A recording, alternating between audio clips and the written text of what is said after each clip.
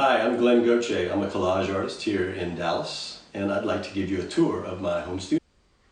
So I'll start us off with this series of portraits that I created based on male gender roles. A lot of the elements that I use are from the 50s and 60s, and you can see a lot of that type of element there. So the three areas, the general with his machines of war, the everyman and all of the things that he loves, the scientist and all of those technical things. And those stereotypes, it's a kind of a good transition into this next piece where, for me, a lot of the time, the work that I do, I will spend an inordinate amount of time just cutting thousands of pieces, sometimes with no goal in mind. And as I'm working on it, listening to music or podcasts, the ideas start to slowly form in my brain. So for this, as I was cutting these elements out, I started to notice this theme of transportation.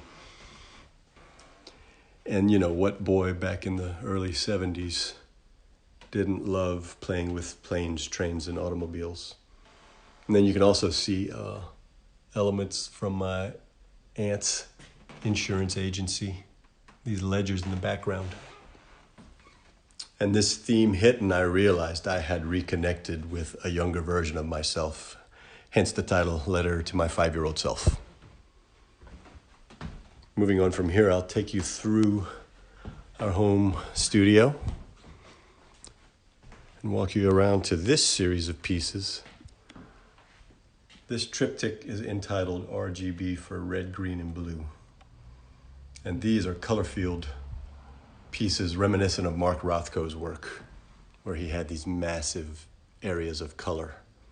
So it's less about the subject matter and more about the color and the feeling that it evokes. And for me, it's just a feeling of calm, which to me is what Mark Rothko's work has done for me over the years.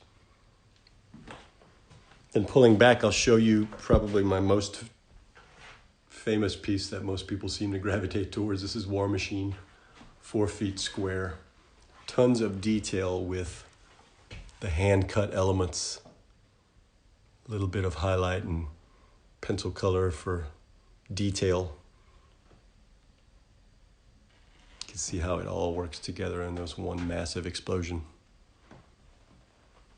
Over the course of the quarantine time, I collaborated with a poet friend of mine, and we created a series of works that had a little bit of a darker theme.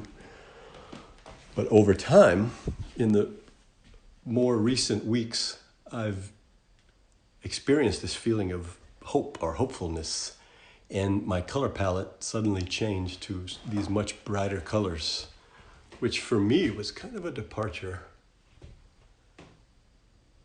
And these 9 pieces flowed out of me really quickly from the source material that I had, giving you this much brighter color scheme, much more hopeful.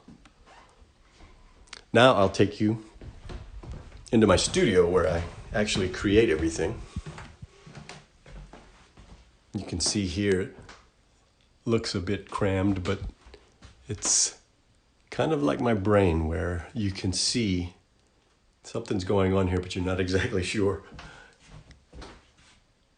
But then you also see the organization behind it. So this wall, for instance, is full of a lot of the materials that I use. So a lot of source materials, old books, magazines, manuals, maps, charts, things like that, down to even individual different colored paper, comic books, things like that. All of that stuff is ready for me to use. Then as I show you my drawing table, this is where I sit and spend countless hours actually doing the cutting and gluing. And you can see a lot of the elements that I used in that later series of works that I showed you with the brighter colors, as well as my trusty X-Acto knife, the brayer, sketchbook, other elements like that. Thanks for taking this tour with me. To see all of my artwork, you can go to streetfairstudios.com. Hope to see you guys soon.